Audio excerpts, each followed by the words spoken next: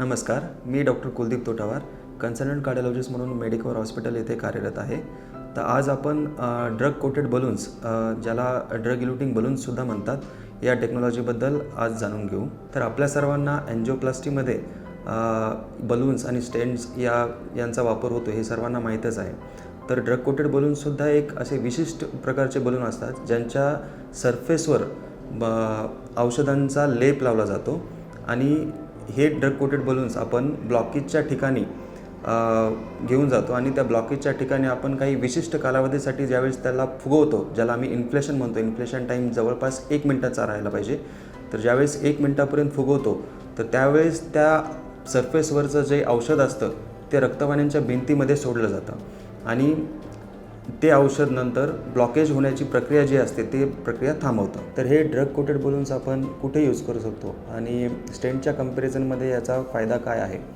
तर drug coated बलून्सचे मुख्यतः 2 फायदे आहेत.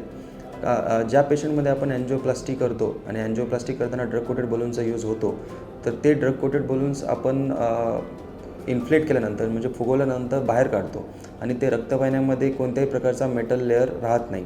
आणि दुसरा फायदा म्हणजे रक्तवाहिन्यांमध्ये ज्यावेळेस ड्रग कोटेड बलूनचा यूज होतो त्यावेळेस स्टेंटच्या कंपॅरिझनमध्ये रक्तवाहिन्यामध्ये रक्ताच्या गाठी होण्याची शक्यता ही ड्रग कोटेड बलूनसोबत खूप कमी असते. तर अँजिओप्लास्टीमध्ये ड्रग कोटेड बलूनचा वापर हा 3 प्रकारच्या रुग्णांमध्ये आपण करू शकतो. पहिला म्हणजे ज्या रुग्णांमध्ये पूर्वी अँजिओप्लास्टी झाली आहे आणि परत स्टेंटमध्ये परत ब्लॉकेजेस झाले आहेत, तर अशा रुग्णांमध्ये आपण ड्रग कोटेड बलून्सचा यूज करू शकतो. दुसरं म्हणजे ज्या रुग्णांमध्ये रक्तवाहिन्यांची साईज ही लहान आहे आणि जिथे स्टेंट सामावू शकत नाही अशा ठिकाणी आपण DCBs यूज करू शकतो.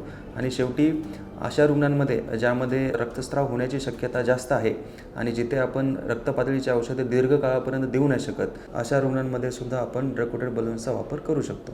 तुमचं हृदय निरोगी ठेवण्यासाठी आम्ही मेडिकवर हॉस्पिटल येथे सदैव तत्पर आहोत. धन्यवाद.